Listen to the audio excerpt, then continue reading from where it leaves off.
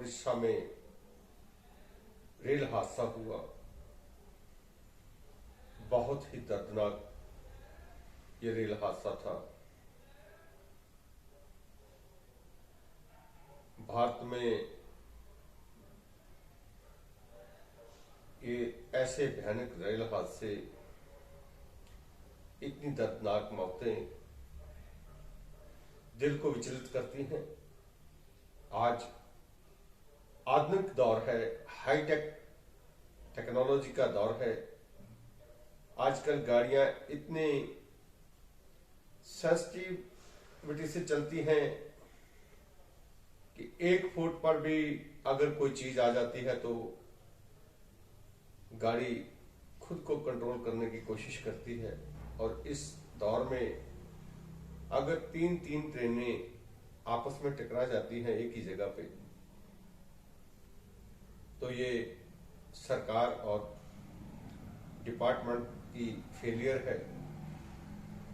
अब इतने हाईटेक युग में भी ऐसे दर्दनाक हादसे होते हैं, तो इसके लिए कौन जिम्मेदार है? सबसे पहले मैं दिवंगत आत्माओं के लिए परमात्मा से प्रार्थना करता हूं कि परमात्मा उनको शांति दे। जो 300 के करीब हमारे बहुमूल्य नागरिक आज हमारे बीच नहीं रहे इस हादसे के कारण, और जो लोग अभी भी फंसे हुए हैं, जिनके लिए रेस्क्यू चल रहा है, परमात्मा उनको सकुशल बनाए रखे। और जो लोग इंजर्ड हैं, हॉस्पिटल में भर्ती हुए हैं, परमात्मा उनको जल्द से जल्द स्वस्थ लाभ दे। ये कैसा मनहूस नेतृत्व है हमारे देश का कि हर बात पे झूठ। रेल मंत्री जी ने कोच सिस्टम लेकर, रेलवे में कोच सिस्टम को अप्लाई करने का लेकर झूठ बोला। आज वो कोच सिस्टम बुरी तरह फेल हुआ। 24 घंटे बीतने के बाद भी देश के रेल मंत्री और प्रधानमंत्री ने इसकी जिम्मेदारी नहीं ली, नैतिकता के आधार पर अपने पद को नहीं छोड़ा। जबकि 1 मीटर भी नई रेलवे लाइन बिछाई जाती है या कोई रेल गाड़ी किसी टाइम पर चलाई जाती है, तो उसे झंडी देने के लिए हमारे फोटोजीवी प्रधानमंत्री खुद ही रेलवे मिनिस्टर बन जाते हैं, खुद ही गार्ड बन जाते हैं और झंडी देने के लिए 10-10, 20-20 लाख के सूट में अकेले नजर आने की चाहत में ऐसा फोटो शूट करवाते हैं। और आज जिस हादसे की जिम्मेवारी लेकर अपनी नैतिकता सिद्ध करनी थी, उस पर खामोश हैं, चुप हैं। इन हादसों का जिम्मेदार कौन? मैं इसकी न्यायिक जांच की मांग करता हूं और इसमें बरती गई लापरवाही, चाहे वो सरकार की तरफ से है, चाहे वो डिपार्टमेंट की तरफ से है, इस पर जांच होनी चाहिए और कड़ी सख्त कार्रवाई होनी चाहिए जिम्मेदार लोगों के ऊपर। तभी आगे आने वाले समय में ऐसे हादसों को रोका जा सकता है।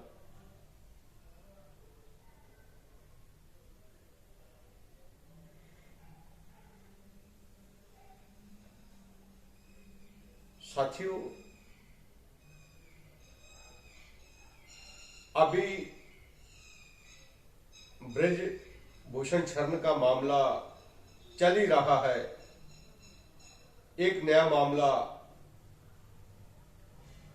यूपी हाउस में दिल्ली में एक बंगाल की एक्ट्रेस युवती के साथ यौन शोषण का मामला सामने आया है और इसमें भी भाजपा के बड़े बड़े नेताओं का एक करीबी एक महाराणा प्रताप सेना नाम के राष्ट्रीय अध्यक्ष की तरफ से इतनी सिक्योरिटी के बीच एक युवती का यौन शोषण किया गया। ऐसे ही यूपी की एक नाबालिग बेटी के साथ 3 सौ कार्ड हिंदुओं ने बलात्कार किया और वहां के जो दरोगा मुकेश शुक्ला है वो परिवार पर दबाव डाल रहे हैं कि वो ये मामला वापस लें, क्योंकि हो सकता है इसमें जो 100 कार्ड हिंदू है वो दलित लड़की के साथ रेप करने वाले यकीनन ऊंची जाति के होंगे, जिसे शुक्ला जी बचा रहे हैं। मैं माननीय डीजीपी यूपी से, वैसे तो मैं ट्वीट भी कर चुका हूं, फिर भी मैं मांग करता हूं आपके माध्यम से कि इन दरिंदों पर कार्रवाई हो। दिल्ली पुलिस ने तो उस बड़े भाजपा के नेताओं के साथी, जिसने इस मामले में यह भी सामने आया है कि किसी वरिष्ठ अधिकारी के नाम पर यह कमरा बुक करवाया था और किसी भाजपा के मंत्री को ये लड़की परोसी जानी थी, उसको मिलवाने के लिए उससे मुलाकात करवाने के नाम पर ये लेकर आया था उत्तर प्रदेश हाउस में। बलात्कारियों का भाजपा से संबंध, बेईमानों का भाजपा से संबंध, भ्रष्टाचारियों का भाजपा से संबंध और दाऊद जैसे कुख्यात आतंकवादी का ब्रिजभूषण शरण से संबंध, देश में बम ब्लास्ट करना आरएसएस के लोगों का काम, विश्व हिंदू परिषद के लोगों का काम, देश में बम बनाने की ट्रेनिंग देना आरएसएस का काम, जो देश विरोधी गतिविधि है। किसी भी पक्ष, किसी भी तरह से वो देश के संविधान के अनुकूल नहीं है, उस पर कार्रवाई ना होना, बेईमानों को, बलात्कारियों को, भ्रष्टाचारियों को एक ही पार्टी का जो आशीर्वाद प्राप्त होना और उसी पार्टी का खुद को भ्रष्टाचार विरोधी बताना, बेटी बचाओ बेटी पढ़ाओ का नारा देना और सबसे बड़े राष्ट्रवादी, राष्ट्रभक्त का कहलाना और काम देश में अफगानिस्तान से 3000 किलोग्राम ड्रग्स आना, पकड़े जाना पर किसी पर कोई पर्चा दर्ज ना होना, मुकदमा दर्ज ना होना, उसकी तहकीकात ना होना, किसी पर कार्रवाई ना होना और बदले में तालिबानों को 75,000 मीट्रिक टन देश से कणक भेजना, देश के मुसलमानों के साथ, अल्पसंख्यकों के साथ ऐसे बर्ताव करना जैसे वो देश विरोधी हैं और आईएसआई के साथ आरएसएस के, भाजपा के लोगों के लिंक निकलना, देश की गोपनीय सूचनाएं पाकिस्तान के पास जानी और आईएसआई के पास जाना और उसका संबंध भी भाजपा आरएसएस से निकलना पकड़े जाने पर ये कैसा राष्ट्रवाद है? अंधभक्तों को तो मैं कह नहीं सकता, मगर शेष 142 करोड़ लोगों को मैं ये संदेश देना चाहता हूं, आशा करता हूं कि वो भाजपा, आरएसएस और आरएसएस की सभी शाखाओं से अपने आप को हटा ले, ताकि आपके माथे पर राष्ट्र विरोधी होने का, भारत विरोधी होने का, संविधान विरोधी होने का, महिला विरोधी होने का कलंक ना लगे। क्योंकि आपके घर में आपकी बेटी भी है, बहन भी है, आपकी बीवी भी है और आपकी मां भी है।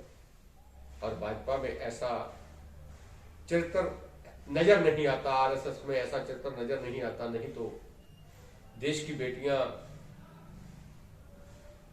28 मई को पीटी नहीं जाती, उन पर अत्याचार नहीं होता।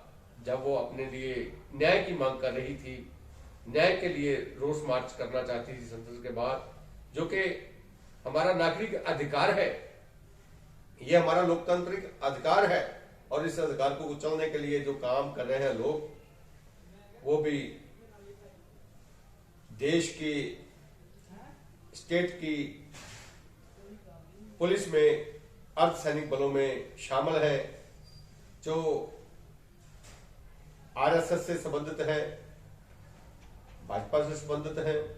ऐसे लोग आपराधिक मानसिकता के लोग हैं, जिन्हें चुन चुन कर पदों पर बिठाया गया है ताकि देश में महिलाओं को कुचला जा सके, दलितों को कुचला जा सके, ओबीसी को कुचला जा सके, ईमानदार लोगों को कुचला जा सके, देश के नागरिकों की, संविधान की, कानून की बात करने वाले पत्रकारों को कुचला जा सके, और अल्पसंख्यकों को कुचला जा सके, और देश में मनमानी करने पर कोई सवाल ना करे, ऐसा तंत्र देश में बिठाया गया है। मैं उन सभी अधिकारियों को भी चेताना चाहता हूं कि 2024 के बाद क्या आपने सोचा है कि आप जेल यात्रा करना चाहते हैं? किसी को बख्शा नहीं जाएगा, किसी को माफ नहीं किया जाएगा। जो आज देश के नागरिकों पर जुल्म कर रहे हैं, अत्याचार कर रहे हैं, सावधान रहिए, हिसाब सबका होगा। कानून किसी को माफ नहीं करेगा।